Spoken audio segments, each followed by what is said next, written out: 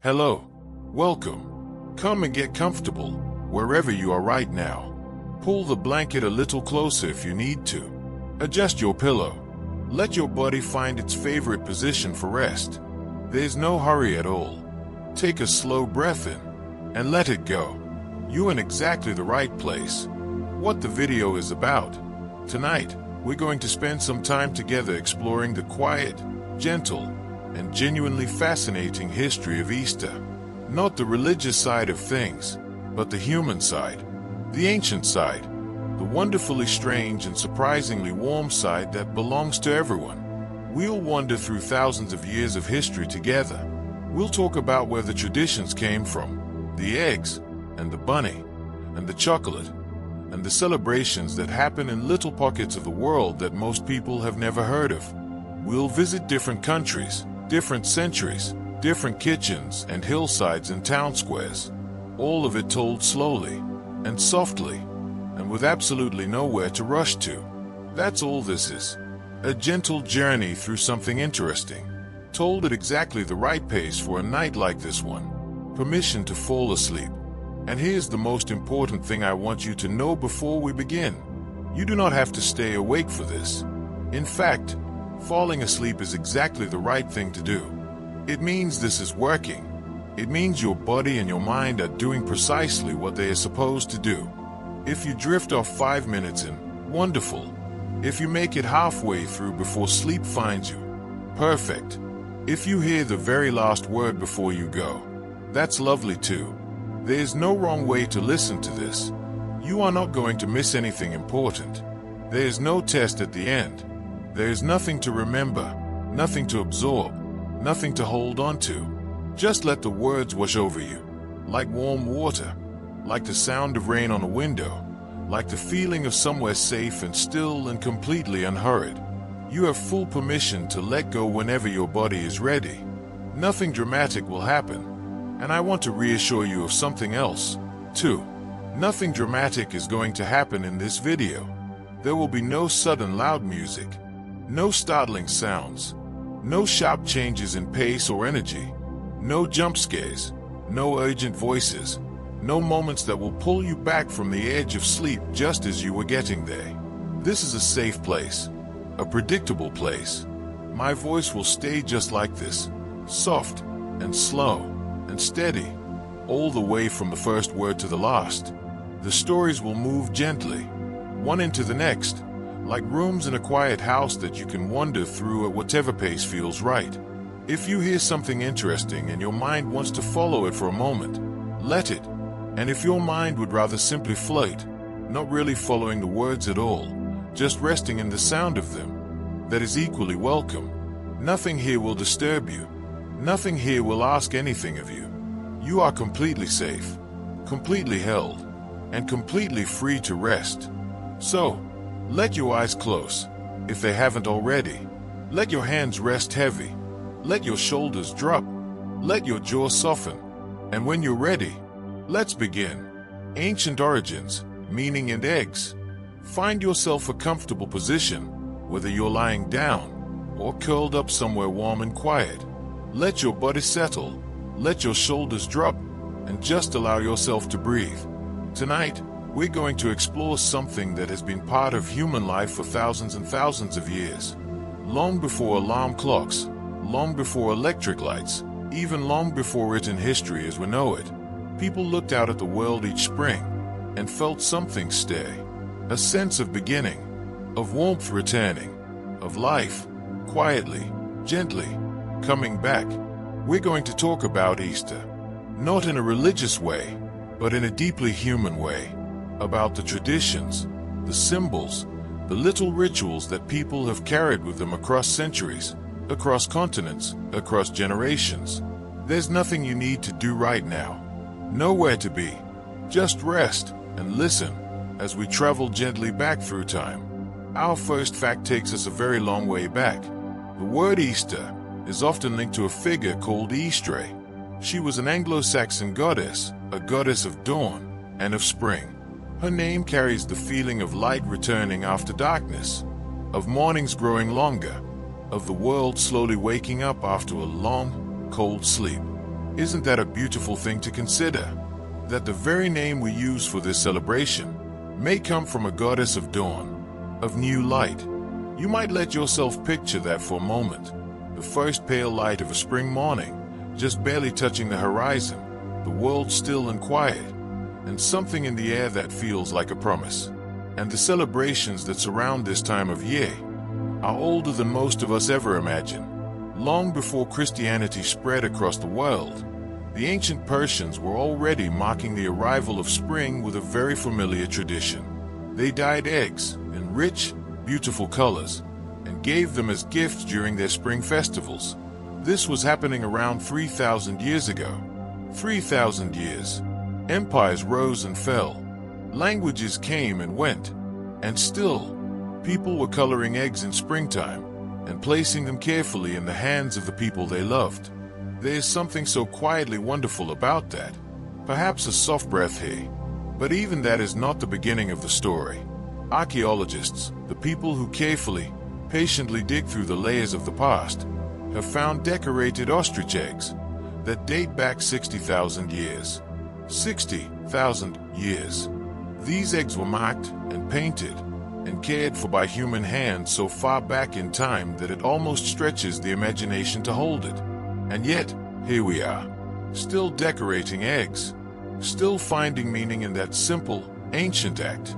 We are, in so many ways, part of an extraordinarily long chain of human beings, all drawn to the same symbols, the same seasons, the same small, tender rituals.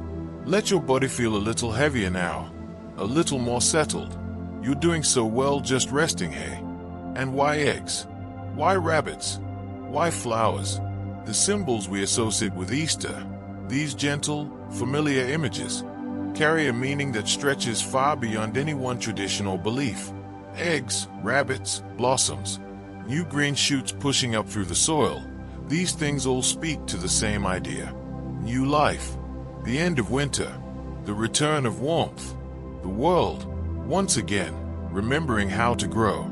These themes resonated across cultures for exactly that reason. They didn't belong to one people or one place. They belonged to everyone who had ever watched winter fade and felt their heart lift just a little as the days grew longer and the air grew softer. And that is perhaps what makes Easter so extraordinary as a cultural moment. It became meaningful across so many cultures, not just religious ones, because the feelings underneath it, renewal, hope, the return of light, are feelings that belong to all of us. Wherever you are in the world, wherever you come from, you have probably felt the shift when winter begins to loosen its hold. That quiet exhale the world seems to give. That sense that something new is possible. Easter, in its oldest and widest sense, is simply a celebration of that feeling. Breathe in slowly and out. There's no rush at all. Just rest and listen. So now that we've found our way to the beginning of this story, let's settle into one of its most beloved symbols, the humble, beautiful, endlessly fascinating egg. Decorating eggs is one of those traditions that feels almost instinctive, like something humans were always going to arrive at, sooner or later. Across cultures and across time, the egg has carried a powerful symbolic weight.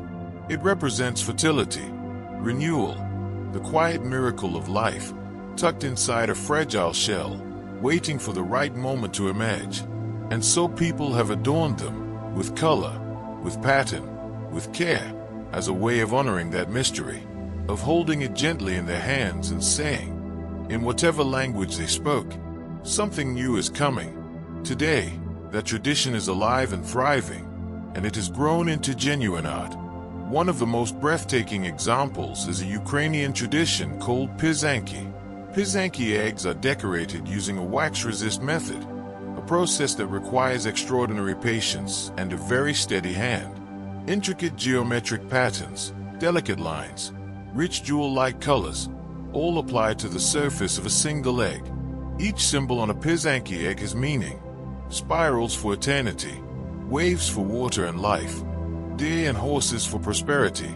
They are, in every sense, tiny masterpieces, and they connect the person holding them to generations of Ukrainian grandmothers and grandfathers, who sat by the light of candles and painted the same patient, loving patterns. Of course, not everything about Easter eggs is quite so serious. At some point, and no one is entirely sure when, someone looked at a decorated egg and thought, I wonder if I could roll that down a hill. And thus, the egg rolling race was born. It's exactly what it sounds like. Eggs are rolled down a grassy slope, and the one that travels furthest, or stays intact the longest, wins. There's something so perfectly, simply joyful about that image, isn't there? Children on a hillside on a bright spring morning, sending their eggs tumbling down the grass, shrieking with laughter. The most ancient symbol of life and renewal, turned into an afternoon's entertainment. And then there's egg tapping, sometimes called egg jopping, or egg knocking, depending on where in the world you are. The rules are beautifully simple. 2 people each hold a hard-boiled egg. They tap them together. Whoever's egg cracks, loses. Whoever's egg remains whole is said to have good luck for the year ahead. It's a game that exists in one form or another across Greece, Bulgaria, parts of the Middle East, and beyond. A tiny competition, a small moment of laughter and chance, and somewhere in it, still that old idea, that the egg is special, that it carries something, that how it fares might tell us something about what's to come. These small traditions, egg rolling, egg tapping, egg painting, all grew from the same deep root, a human desire to mark the season, to play, to connect, to say, in the simplest possible way, we are here, and something good is beginning. And so we've made our way through the very first thread of this story, from a goddess of dawn whose name echoes through thousands of years, to ancient Persian celebrations, to a decorated egg held in someone's hand 60,000 years ago, and all the way to a laughing child on a hillside, rolling an egg through the spring grass. It's quite a journey, and there's so much more still ahead. But for now, there's nothing to do except let these images drift through your mind as softly as they like. The pale light of a spring morning, the careful hands of someone painting a beautiful pattern, the sound of laughter on a hill somewhere, a long time ago. Let your breathing slow, let your thoughts grow softer, and just rest here, as gently as you need to. There's more to come, and none of it is going anywhere. Welcome back. If you've been drifting, that's perfectly all right. Just let my voice find you wherever you are, and gently bring you back, just for a little while. You're still comfortable, still warm, still exactly where you need to be. We've already traveled a long way tonight, back to the very earliest stirrings of spring celebrations, to ancient painted eggs and games on hillsides. And now our story is ready to introduce a new character, one you'll almost certainly recognize. Settle in just a little more, and let's meet the Easter Bunny. Every beloved character has an origin story, and the Easter Bunnies begins in 17th century Germany. At that time, there was a folklore figure known as Oschter Haws, or sometimes Oschter Haws, a hare, not quite a rabbit, but close enough, who was associated with spring, with fertility, and with the arrival of the Easter season. The hare has long held a special place in folklore across many cultures. Swift and wild, and somehow just slightly magical, seen darting across a field at dusk, or sitting very still in the moonlight, as though it knows something you don't. It's easy to see why such a creature became tangled up in the mystery and wonder of spring. And from Germany, the tradition began to travel. In the 1700s, German immigrants packed up their lives and carried their customs across the ocean to America. Among the many things they brought with them, their music, their food, their festivals, was Oschter Haws, the egg-laying hare of spring. Traditions have a beautiful way of moving through the world like that, tucked quietly into the hearts and memories of the people who carry them, planted in new soil, and slowly, over time, growing into something the whole new world comes to love. Let your body feel heavy and warm, just resting here. There's nothing at all that needs your attention right now. Now, here's perhaps the most charming and curious detail in the whole Easter Bunny story. In the original German folklore, the Easter hare didn't just deliver eggs. He laid them, like a bird. A magical hare, moving through the world in springtime, leaving eggs behind him as he went. It makes a kind of dreamy, folklore sense, doesn't it? In the logic of old stories, where animals speak and seasons have personalities and the world is full of quiet enchantments, a hare who lays eggs at Easter is no stranger than any other wonder. Children in Germany would build little nests out of caps and bonnets and leave them in the garden, hoping Oschter Haws would find them and fill them overnight. A child's cap, left carefully in the garden grass, and the hope that something magical would happen before morning. Over the centuries, the Easter Bunny grew and changed, as all beloved characters do. Today, he is fully secular, belonging to no one religion, no one culture, a figure of springtime fun, as familiar and warmly nonsensical as Father Christmas in December. Children leave out baskets instead of bonnets. The eggs are chocolate now, more often than not, and the bunny himself has appeared in every form imaginable: plush toys, greeting cards, giant inflatable lawn decorations, from a mysterious folkloric hare moving silently through the German countryside, to a cheerful cartoon figure in a bow tie. It's quite a journey for one rabbit. And speaking of chocolate eggs, let's allow our story to drift gently in that direction, because somewhere along the way, Easter quietly became something rather extraordinary in the world of sweets and treats. A soft, almost wondering tone. Easter is now one of the biggest candy holidays in the entire world. That might seem surprising at first, but when you think about it, spring arriving, children with baskets, a tradition of giving eggs as gifts, it was perhaps only a matter of time before the chocolate makers of the world got involved. And get involved they did.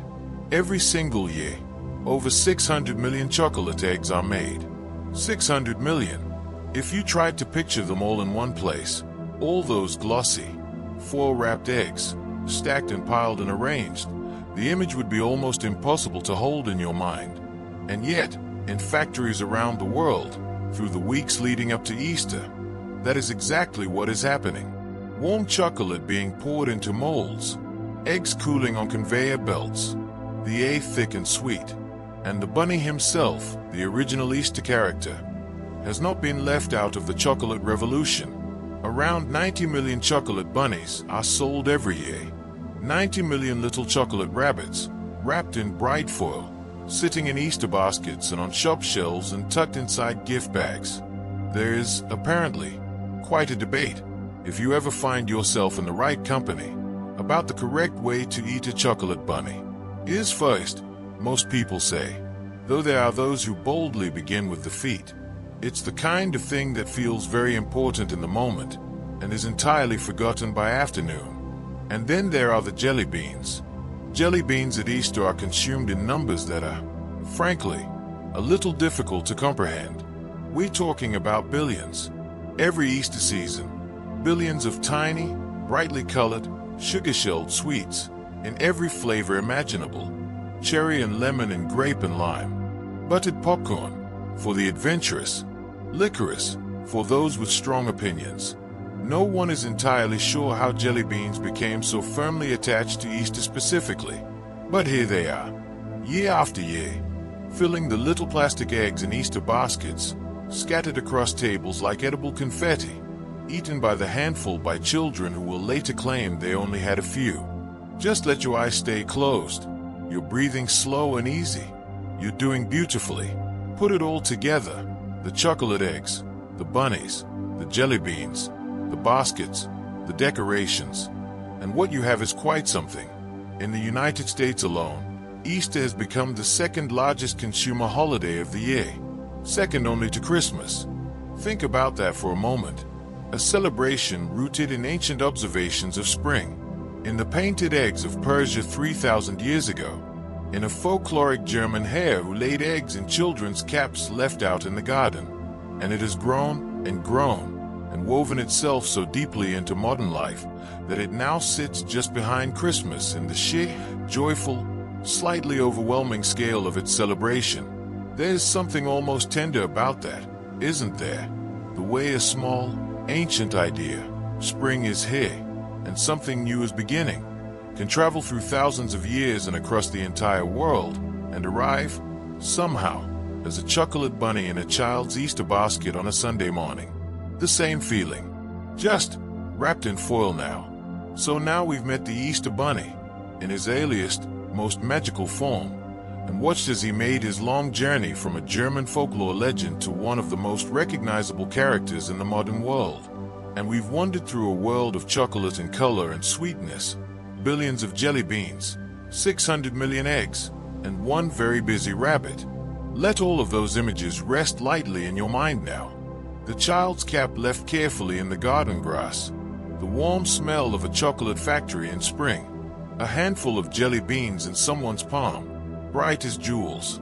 Let your breathing slow a little more. Let your thoughts become soft and unhurried, and just rest here as long as you need to. There are more stories still ahead, and they'll be here whenever you're ready. Here we are again, still together, still quiet, still moving softly through this long and gentle story. If your eyes have been closed for a while now, good. Let them stay that way. There's nothing to see, nothing to check, just the sound of a voice and the unhurried unfolding of something warm and familiar. We've come a long way already tonight. We've stood at the very beginning of human history and watched people mark the arrival of spring with painted eggs. We've followed a folkloric German hare all the way across the ocean to America. We've wandered through the sweet, warm air of a chocolate factory producing hundreds of millions of eggs. And now, our story arrives somewhere that might feel a little closer to home. Because now we're going to talk about the part of Easter that so many of us carry in our memories. The games, the traditions, the simple, joyful rituals that happen in back gardens and public parks and on the great lawns of grand buildings. The part of Easter that belongs to families. The Easter egg hunt. Even the phrase itself has a kind of brightness to it, doesn't it? It began, as so many lovely things do, in the most natural and simple way imaginable. People had these beautiful decorated eggs, all that color and care and effort, and it seemed a shame to simply hand them over. Far more fun, someone must have decided, to hide them. And so the eggs were tucked into the garden, behind flower pots, nestled in the grass, perched in the crook of a low branch, and children were sent out into the spring morning with baskets in hand, eyes wide, searching.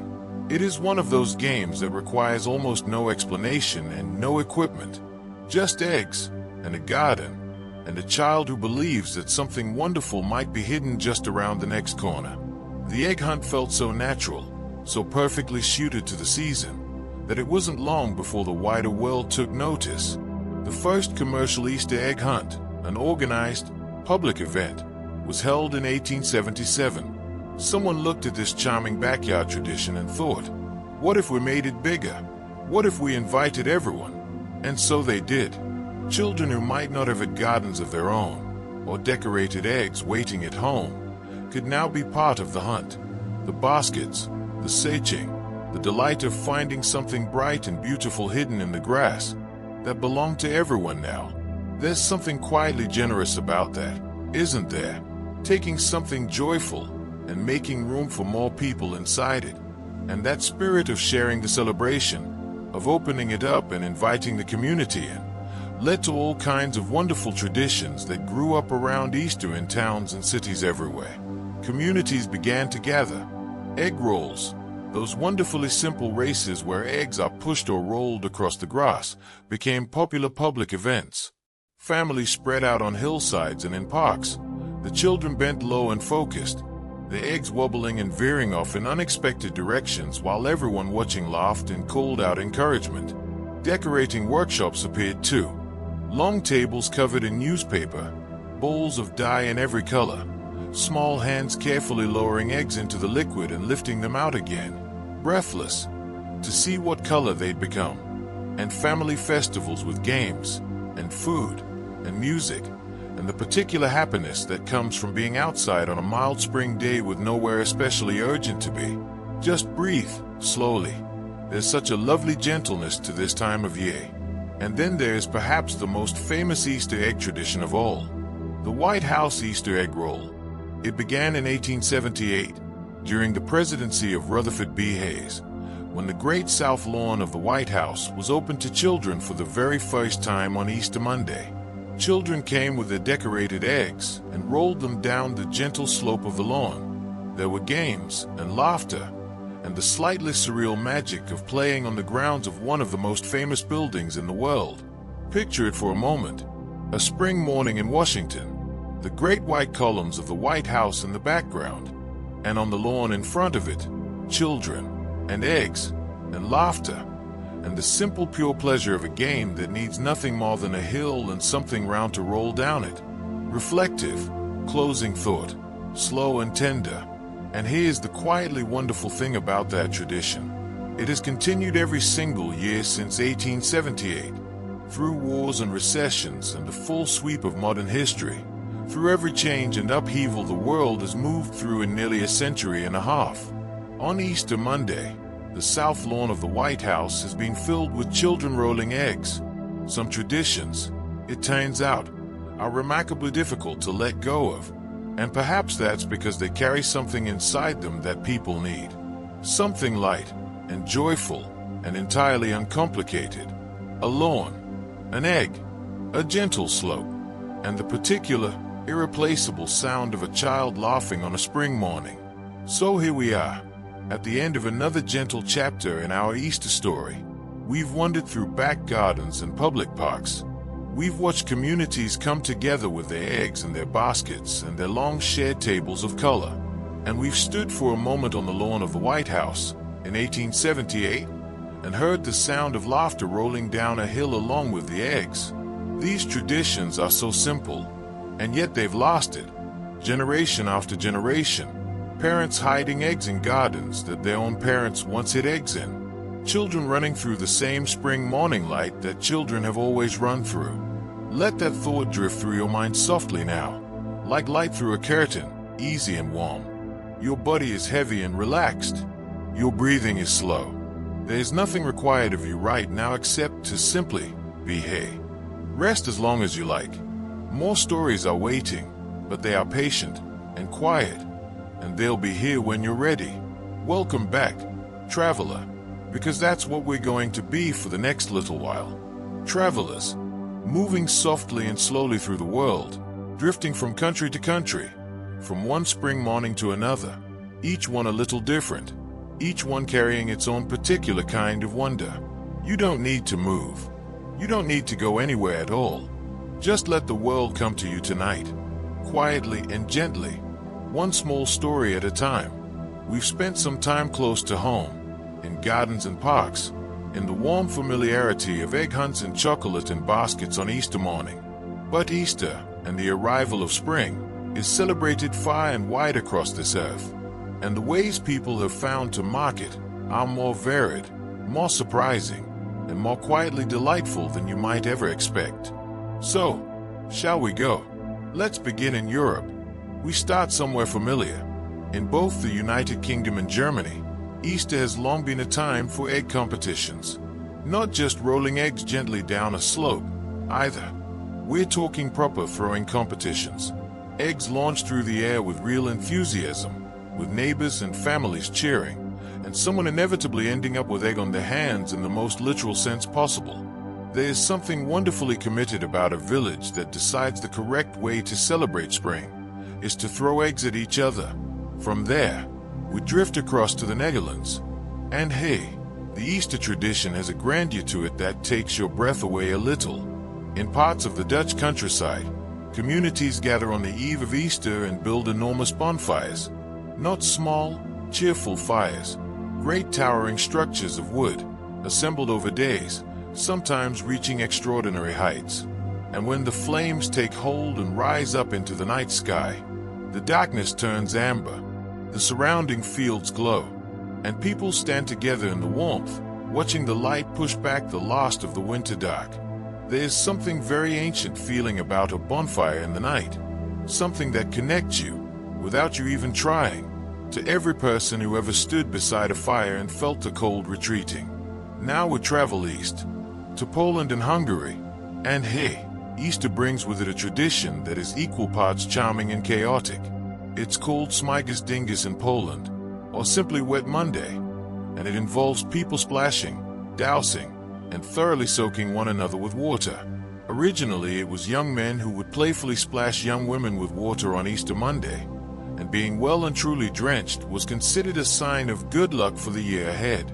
Today it has evolved into something more cheerful and democratic: buckets, water pistols, garden hoses, and a general agreement that on this particular Monday, no one should expect to stay dry.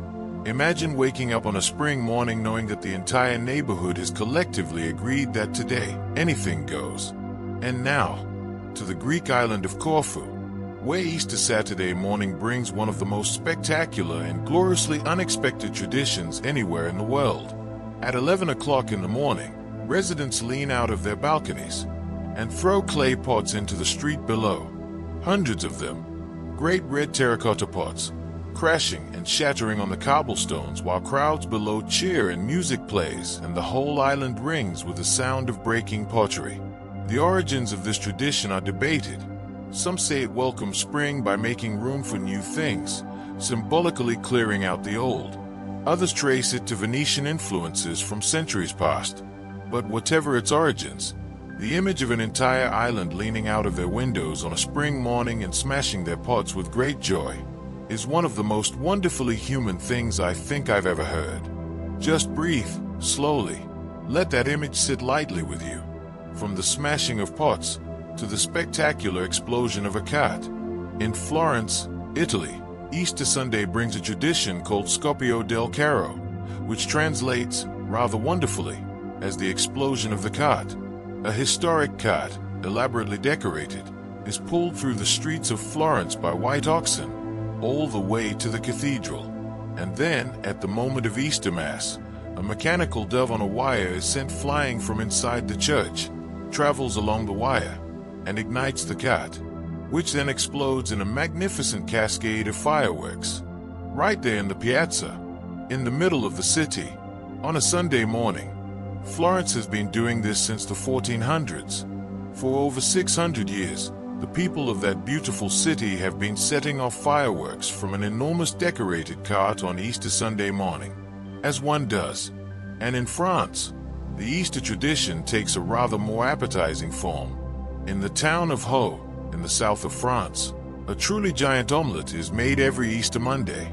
We're talking about an omelette made from thousands of eggs, around 4,500, in fact, cooked in an enormous pan in the town square, and shared freely with everyone who comes. The whole town gathers. The smell of warm egg and butter drifts through the spring air, and somewhere in the cheerful chaos of it all, 4,500 eggs become one magnificent, communal meal. There's something so generously French about that. Somehow, taking a simple thing and making it enormous, and then sharing it with everyone. Now let's allow ourselves to drift a little further north, up into the cooler, quieter countries of Scandinavia, where Easter takes on a rather different kind of magic entirely. In Finland and Sweden, Easter has a tradition that belongs entirely to children. In the days leading up to Easter, children dress up as Easter witches. They put on old clothes, paint freckles on their faces, tie headscarves around their heads, and carry copper pots decorated with colorful ribbons and feathers and pussy willow branches. And then they go from door to door in the neighborhood, offering small drawings and decorations in exchange for sweets and treats. It is something of the feel of Halloween, and something of the feel of trick-or-treating, but softer somehow, gentler, more fairytale than fright. A small child in a headscarf and painted freckles, holding a copper pot full of ribbon and willow branches, knocking on a neighbor's door on an early spring morning.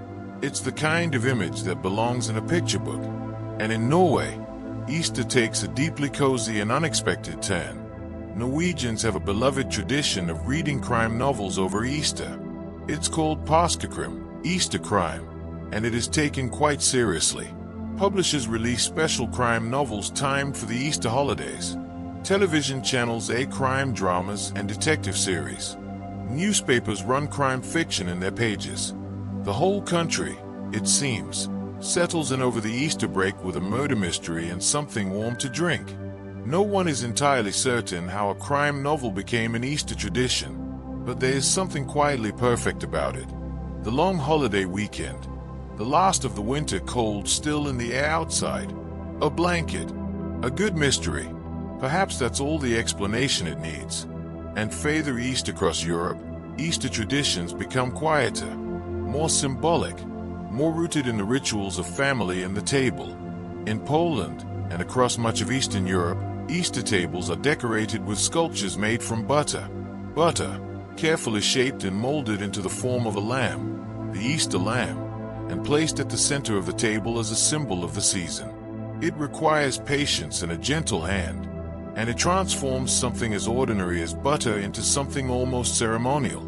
A small, quiet art form passed down through families, grandmother to mother to daughter, year after year. And those Easter tables are laden with symbolic foods, breads and meats and colored eggs, each one carrying its own layer of meaning, its own connection to something older and deeper than the meal itself. Families gather around these tables. The same families, more or less, that have gathered around tables like this for generations, telling the same stories, making the same jokes, passing the same dishes. There's so much comfort in that continuity, isn't there? In the things that stay the same. And now, let's leave Europe entirely behind for a little while, and let our travels carry us further, to places where spring celebrations take forms you might never have imagined. To Bermuda, first. That small and beautiful island in the Atlantic, with its pastel-colored houses and its impossibly blue water. On Good Friday in Bermuda, the sky fills with kites. Handmade kites, built from tissue paper and wooden frames and bright string, in every color imaginable. Families spend weeks making them in the lead-up to Easter, and on Good Friday they take them to the beaches and hillsides and send them up into the warm Atlantic wind. Picture the sky above Bermuda on that morning, all that blue, and moving through it, bright and dancing and tugging at their strings, hundreds and hundreds of homemade kites. It is one of the loveliest images I can think of, from the gentle skies of Bermuda to the rather more explosive streets of Mexico. In many parts of Mexico, the Saturday before Easter is marked by the burning, and sometimes the exploding, of large effigies called Judas figures. These papier-mâché figures, which can be made to look like anyone from historical villains to political figures, are hung in the streets and set alight, sometimes filled with fireworks so that they burst and crackle as they burn. It is loud and vivid and full of energy, a community releasing something, marking an ending with noise and fire and laughter. The world celebrates in so many different ways, some quietly, some rather dramatically. And in Guatemala, Easter is marked with something so beautiful it almost doesn't seem real. In the days before the Easter processions, communities come together to create alfombras, carpets, but not woven carpets. These are made directly on the street, from colored sawdust, flower petals, pine needles, fruits, and vegetables, arranged into elaborate and breathtaking patterns that stretch for entire city blocks. It takes many hours, sometimes all through the night. Families and neighbors working together by lamplight, pouring the colored sawdust carefully through stencils, placing petals one by one. And then the Easter procession walks over them. The carpets are destroyed by the feet of those passing through. The whole point is that they are temporary. All of that color and care and beauty, made to be walked over, made to be let go. There's something deeply moving about that. About creating something exquisite with full knowledge that it will not last. Just breathe. Slowly. In the country of Georgia, Easter Sunday is a time for families to visit the graves of those they have loved and lost. They bring food and flowers, and they sit together at the graveside, not in grief exactly, but in remembrance, in quiet, tender company, sharing a meal near the people who are no longer there to share it. It is one of the most quietly beautiful traditions in all of these stories. I think, the idea that to celebrate life fully, you make space for those who came before, that the table, in some sense, is always bigger than it looks, that the people we've loved are never entirely absent from our celebrations. Just breathe. Slowly. There's a warmth in that idea, even in its sadness. And finally, our long, slow journey around the world brings us to Indonesia, where Easter is celebrated, in some communities, with banana boat races on the rivers. Long boats, made from banana palms, carrying teams of paddlers working together through the water. The riverbanks lined with people watching, calling out. The air warm and green and alive. It is joyful and communal, and entirely its own thing. Another reminder that the human instinct to gather, to compete playfully, to celebrate together on the water or on the land or in the sky, finds a way, wherever you are, whatever language you speak, whatever form the celebration takes. The shapes are different everywhere, but the feeling underneath them is remarkably, beautifully the same. What a journey we've taken tonight. We've stood at the edge of a Dutch field watching fire rise into a dark spring sky. We've heard the crash of clay pots on cobblestones in Corfu. We've watched a mechanical dove fly toward an enormous cart in Florence and set the whole thing blazing. We've seen children in headscarves and painted freckles, a Norwegian tucked under a blanket with a crime novel, a table decorated with a small, patient lamb made entirely from butter. We've watched kites climb into the sky above Bermuda, stood quietly at a gravesite in Georgia with a plate of food and a heart full of memory, and drifted down a green Indonesian river in a boat made of banana palms. The world is so full of ways to say, we are here, and something good is beginning. So many languages, so many traditions, so much color and fire and laughter and tenderness. Let all of it drift through you now, slowly, softly, like light on water, like the sound of a distant celebration carried on a warm spring breeze. Your body is heavy, your breathing is slow and easy.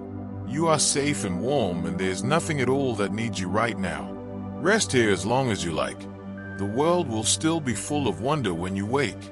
Welcome back. Come in, come in. Settle yourself down somewhere comfortable. If you've been drifting in and out, that's exactly right. That's exactly what this is for. Just let my voice find you again, soft and unhurried, and carry you gently forward for a little while longer. We've traveled so far tonight, through ancient history and folklore, through chocolate factories and family gardens, through bonfires and kite-filled skies and streets paved with colored sawdust. And now, our journey takes us somewhere warmer, closer, more fragrant. We're going to talk about food. Because if there's one thing that Easter traditions around the world have in common, it is the table, the gathering, the particular comfort of a meal made with care and shared with the people you love. So take a slow breath in, and let's begin. We start in 12th century England. In monastery kitchens, monks were baking small, spiced buns, marked on top with a cross, made with cinnamon and nutmeg and currants. The dough soft and pillowy, the smell of them warm and sweet as they came from the oven. Hot-cross buns. They are over 800 years old, and if you have ever held one in your hands on a cool morning, still slightly warm, the spices gentle in the air around it, then you have held something that connects you, in the most direct and delicious way possible, to a monk in a medieval kitchen doing exactly the same thing 8 centuries ago. Some foods carry history so lightly, so deliciously. And then there's roast lamb. Lamb at Easter is one of the oldest culinary traditions in the world. It connects, in a long unbroken line, to the ancient spring feasts of cultures stretching back thousands of years, to times when the return of the lambs in spring meant survival, meant abundance, meant that the cold and the scarcity of winter were truly behind you. To sit down to roast lamb at Easter is, whether you think about it or not, to participate in something extraordinarily old. The smell of it roasting, the way it fills a house on a Sunday morning, the sound of a family gathering around a table, generation after generation after generation. A long, slow breath here, peaceful. Let your shoulders soften, your hands rest heavy. Just breathe. Now, let's talk about one of the most unexpectedly wonderful Easter food traditions anywhere in the world. In Jamaica, Easter is marked with spiced buns and cheese. Not just any buns, rich, dark, densely spiced fruit buns, heavy with mixed spice and browning and dried fruit, with a deep molasses sweetness that is entirely their own. and they are eaten, traditionally, sliced open and filled with a thick slice of mild, creamy cheese. Sweet and savory, warm spice and cool dairy. The combination sounds unlikely until you try it, and then it sounds inevitable. Jamaican Easter buns are anticipated for weeks. Bakeries begin making them well in advance. Families have strong opinions about whose bun is best. They are gifted and shared, and eaten with great seriousness and great pleasure. It is a tradition so beloved that the buns have become almost inseparable from the holiday itself. From Jamaica, let's travel to Ethiopia. In the Ethiopian Orthodox tradition, Easter, known as Fasika, comes at the end of a long fasting period. For up to 55 days beforehand, many Ethiopian Christians abstain from meat and animal products entirely. The fast is taken seriously. It is a discipline and a devotion and a quieting of ordinary life. And then Easter arrives, and the fast breaks. The celebration feast that follows is called Doro Wat, a rich, slow-cooked chicken stew, deep red with Berber spice, served with injera bread. It is one of the great dishes of Ethiopian cuisine at the best of times. But after weeks of fasting, imagine sitting down to that meal. The color of it, the smell of it, the first taste after so long. There are very few moments in life that feel quite like the ending of a fast. When something as simple as a meal becomes, in the most genuine sense, a celebration. And perhaps what connects all of these traditions, the hot cross buns and the roast lamb, the spiced Jamaican buns and the Ethiopian feast, is something simpler than any recipe. Easter meals, almost everywhere, become seasonal family gatherings. The table grows. Extra chairs are found. Someone makes the dish that they always make, the one that tastes of every Easter that came before it. The children are louder than they were last year. Someone's grandmother sits in the same chair she always sits in. The food is almost secondary. In the end, what the table is really doing is gathering people, giving them a reason to be in the same room, in the same warmth, at the same time. There is no comfort quite like that one. Just rest with that feeling for a moment. A full table, warm light, the sound of people you love, and from the warmth of the table, let's step outside for a little while. Because Easter doesn't only gather people in kitchens and dining rooms. It spills out, joyfully and spectacularly, into the streets, into the open air, into the public squares and grand avenues and marketplaces of the world. Let's go and take a look. In New York City, Easter Sunday brings one of the most gloriously eccentric public celebrations anywhere on earth. The Easter Parade on Fifth Avenue.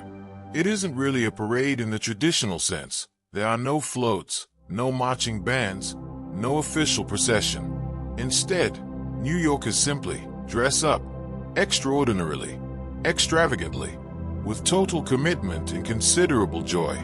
And the hats are something else entirely. Towering constructions of flowers and feathers and ribbon. Hats shaped like Easter baskets, complete with decorative eggs. Hats that incorporate live plants. Hats that seem to defy the basic laws of balance and gravity. People stroll up Fifth Avenue in their finest spring outfits, stop to admire each other's creations, pose for photographs, and generally participate in a collective act of cheerful, colorful self-expression that has been happening every Easter Sunday since the 1870s. It is, by any measure, a very New York thing to do. And in Vienna, Austria, Easter brings something that feels rather more like stepping into a painting. The Easter markets of Vienna are set up in some of the city's most beautiful public spaces, in front of the Schönbrunn Palace, in the Freiung Square, among others. Wooden stalls draped in greenery and spring flowers, selling hand-painted eggs, traditional crafts, and every kind of seasonal food and drink. The air smells of warm pastry and mulled wine and fresh flowers. The stalls glow softly in the early spring light. Families and couples move slowly through the narrow lanes between them, pausing, choosing, talking. Vienna does this kind of thing with particular elegance. There's a warmth to those markets that feels genuinely old, like something that has been happening in that square for so long it has simply become part of the city itself. Which, in many ways, it has. Switzerland, meanwhile, has embraced Easter with characteristic thoroughness. In parts of Switzerland, massive egg rolling contests are organized, events that take the humble backyard egg roll and scale it up considerably. Carefully decorated eggs, lovingly prepared, sent rolling down long slopes while their owners watch with entirely disproportionate levels of investment in the outcome. There is something universally human about a competition, about the way a simple game can suddenly matter enormously, about the focused, slightly anxious face of a person watching their egg roll down a hill and willing it, with everything they have, to stay intact. And then there are the trees. In Germany, Austria, and parts of Central Europe, there is a tradition of decorating outdoor trees with Easter eggs for the season. Not just one or two, sometimes hundreds of them, hanging from every branch, turning an ordinary tree in a garden or a town square into something quietly magical. Bright eggs swaying gently in the spring breeze. The tree bay from winter, but suddenly full of color, full of something that says the season has turned. And in some towns, the fountains are decorated too. Garlands of spring flowers and ribbons and painted eggs woven around the stonework, so that even the water seems to be celebrating. A fountain in a town square, wrapped in flowers, water catching the spring light, the sound of it, soft and constant, underneath the sounds of the market and the laughter and the life going on all around it. It is such a simple thing, and somehow so very lovely. What a rich and beautiful chapter of our story this has been. We've stood in a medieval kitchen and smelled the first hot cross buns coming warm from the oven. We've sat down to a roast lamb that connects us to the very oldest spring feasts of human history. We've tasted a Jamaican spice bun with cheese, and broken a long Ethiopian fast with a bowl of fragrant stew. And then we stepped outside, into the extraordinary hats of Fifth Avenue, into the glowing warmth of a Vernese Easter market, past fountains wrapped in garlands and trees hung with 100 bright eggs swaying in the breeze. The world knows how to celebrate. It always has. Let all of these images settle through you now. Soft and warm as the smell of something baking. The full table, the spring market, the tree full of color, the fountain catching the light. Your body is heavy and still. Your breathing is easy and slow. There is nothing required of you now except to rest. And rest you shall. Here we are, our last chapter. If you've been with me all this way, through ancient Persia and medieval kitchens, through bonfires and banana boats and butter lambs and billions of jelly beans, then thank you. Truly, it has been such a pleasure to wander through all of this with you. And now, as the night grows deeper and your breathing grows slower, we have one final, gentle stretch of road ahead of us. This last part of our story belongs to the world as it is right now, to the ways Easter lives and breathes and surprises us today, to the quirky and the creative and the quietly wonderful. So settle in, one last time. Let your body feel beautifully heavy. Let your thoughts grow soft at the edges. And let's finish our story together. We begin in Australia. Now, Australia has a complicated relationship with the Easter Bunny, because rabbits, in Australia, are not the charming folkloric creatures of European tradition. They are, in fact, an introduced species that has caused considerable damage to the native landscape over many years. And so, some years ago, a rather wonderful idea began to take root. What if the Easter Bunny were replaced? What if, instead of a rabbit, Australia had its very own Easter creature?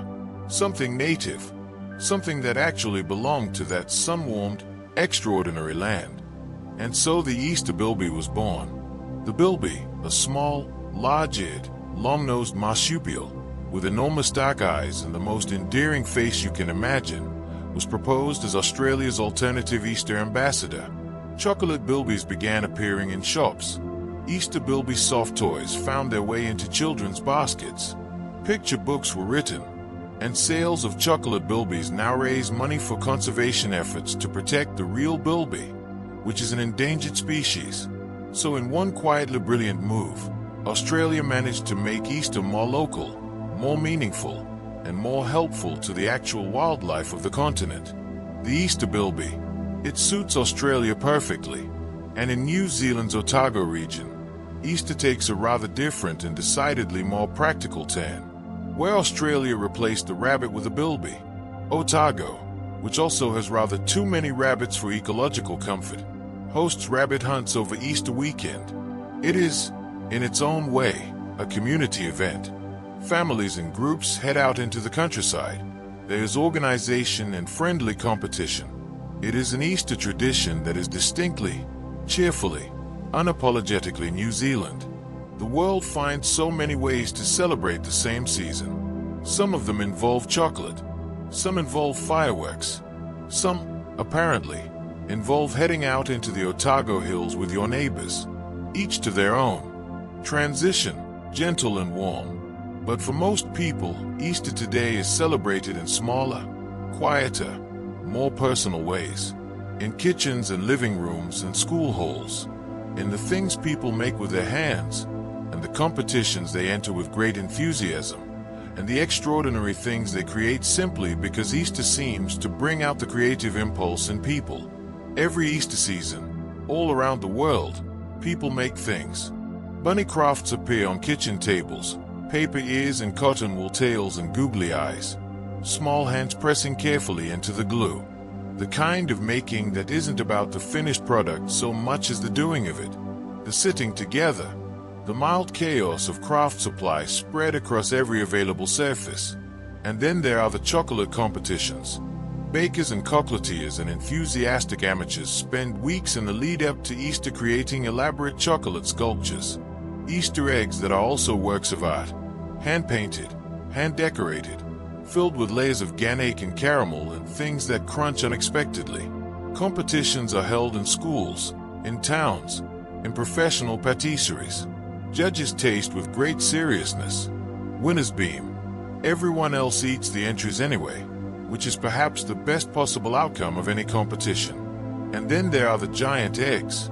Around the world, particularly in parts of Europe, the tradition of creating enormous decorative Easter eggs for public display has become a genuine art form. Some are painted metal, standing several meters tall, installed in town squares and public parks. Some are made of ceramics or mosaic.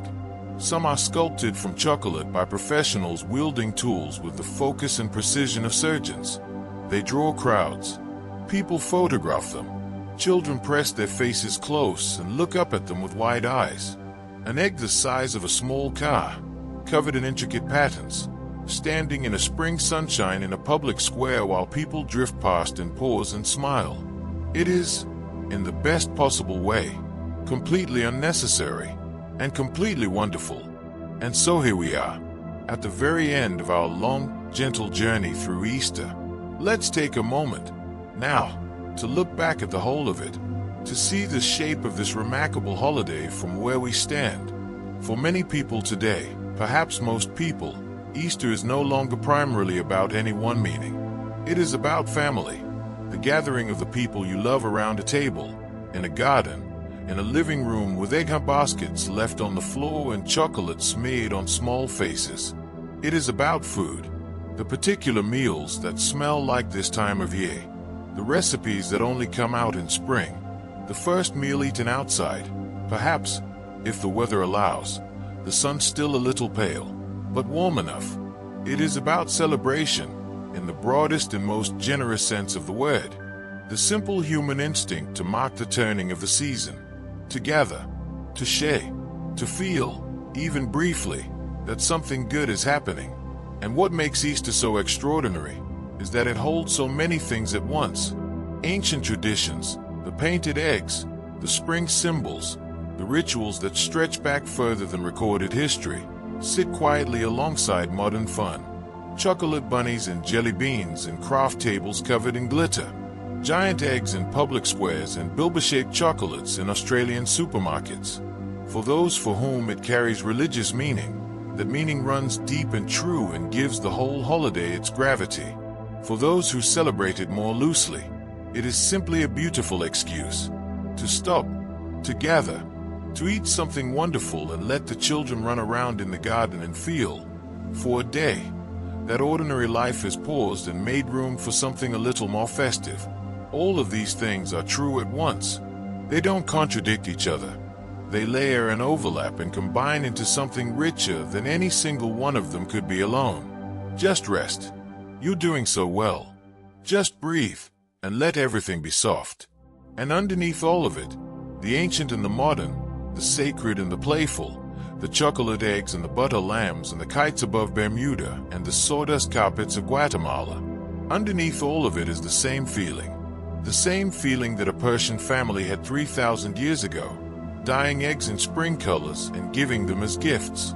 The same feeling that a child had 60,000 years ago, watching a decorated ostrich egg being placed carefully on the ground. The same feeling you might have yourself on a morning in spring when the air is a little warmer than it was yesterday, and something in the world feels very quietly, unmistakably like a beginning. New life, fresh starts, the world turning gently toward the light. That is what Easter has always been about. In every language, in every country, in every century that human beings have stood in the spring sunshine and felt something lift in their chest. The details change. The traditions evolve. The hot cross buns and the White House egg roll and the Easter bilby all arrived in their own good time. But the feeling at the center of it all has never changed. And so our journey is complete. We've traveled from the very beginning of human history all the way to the present day. From ancient Persia to a New York avenue full of extraordinary hats. From a medieval monastery kitchen to the living rooms and gardens and family tables of right now. What a story it has been. And what a world we live in. Full of eggs and butter lambs and exploding carts and kites and spiced buns and children in painted freckles knocking on neighbors' doors. Full of families gathering around tables that have been gathered around, in one form or another, for longer than any of us can imagine. Full of the small, quiet, stubborn human insistence on celebrating, on marking the season, on saying, in whatever language and whatever tradition feels most like home, something new is beginning. So let your eyes stay closed. Let your breathing be slow and easy and entirely your own. Let the last traces of these stories drift through your mind like the very gentlest of spring breezes. You don't need to hold on to any of it. Just let it move through, soft and warm and unhurried. And sleep now, gently. The world will still be full of wonder when you wake.